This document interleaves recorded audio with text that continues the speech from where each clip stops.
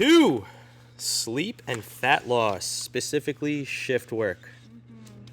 Shift working, so we'll talk about shift working, and we'll talk about even more specifically the overnight shift, because we have I think at least a good handful of members that work overnight in some way, shape, or form, right? Or late into the night, or very early into the morning, or whatever the case.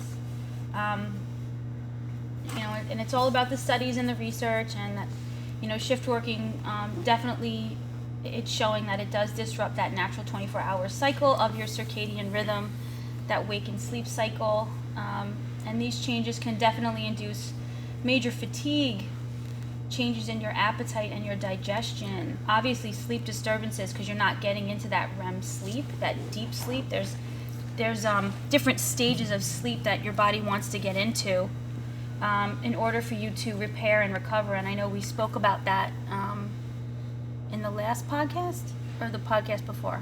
Well, I feel like I'm always touching upon that in some way, shape, or form.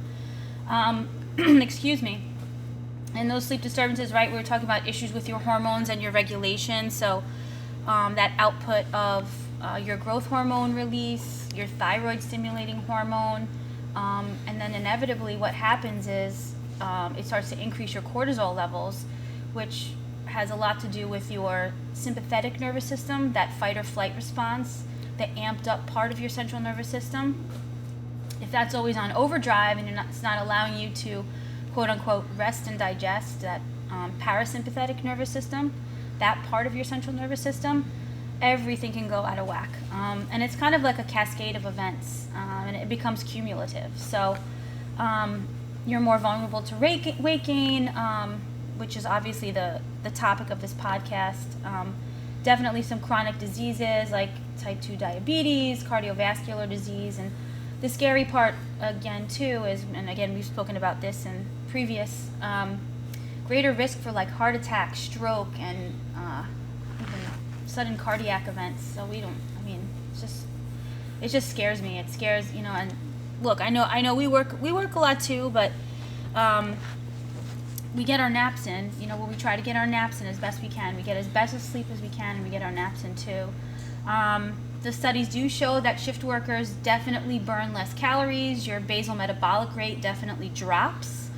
Your eating patterns are much more random. So there's a lot of snacking at the vending machines. The hospital workers, the cafeterias usually close. If you're not packing your meals, you're running to the vending machine and you're snacking. Okay? And normally with that, right, you have less meals. They're not planning their meals, and then the more snacking happens.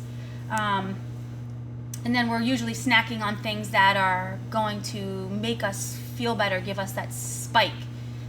So the really sugary stuff, or the crunchy, salty, sweet stuff, or just the stuff that tastes really good, but it's usually pretty bad for you. And I think with the shift working too, you have this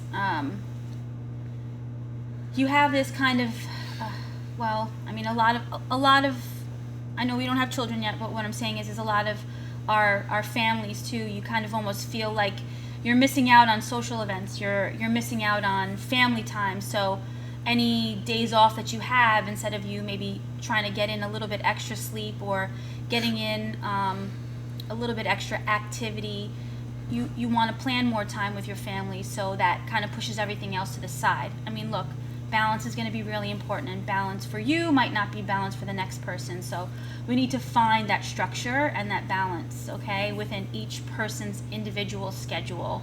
And like I was talking about, with that lack of sleep, or that lack of deep sleep, adequate sleep, so sleeping through the night, you right, that hormone disruption, so your body naturally spits out an increased amount of your growth hormone, your thyroid stimulating hormone, that kind of stuff. Your cortisol levels will naturally increase because there's such disruption, and you're trying to always play catch up. So we need to focus on trying to get that better sleep.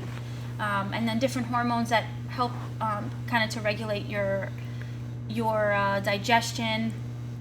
these hunger signals that we have and your appetite, so the hormones leptin and ghrelin, and we can get into that more specifically on another episode, but they become all out of whack too. So that fatigue, that lack of sleep, that lack of energy, your body's gonna say ding ding ding, okay, it's time to eat because we need energy. And at that point you're like, well, let me just grab anything. You're not necessarily grabbing, the hummus and the veggies. You're grabbing, the Cheetos, the Skittles, the Twizzlers, the honey roasted peanuts, the Snickers bar. I mean, I know, I don't want to say anything. Snickers is Yeah, going a after all household my name too vices. with us because Teddy loves them, huh? So What you're happened? you're attacking me. I know. Do you feel attacked? Extremely. Do you feel, or yeah. I'm vulnerable Okay, right it's now. 2020. I'm in a cutting phase. So those things can become all out of whack. So it can, and inevitably, right, it'll affect your mood, your cognition, your memory. All of that can suffer, guys. And then you just become somebody who people don't want to be around. And then it affects everything. So I'd like to just kind of throw out a few things that maybe could help these shift workers and help get them back in, more in check. Mm-hmm. The studies do show that, just getting 5 to 6 hours of sleep immediately following your shift, of that solid sleep, definitely helps. So 5 to 6 hours of quality sleep post shift would definitely help. And then fitting in some sort of a nap, 1 to 2 hours of a solid nap before your next shift begins again.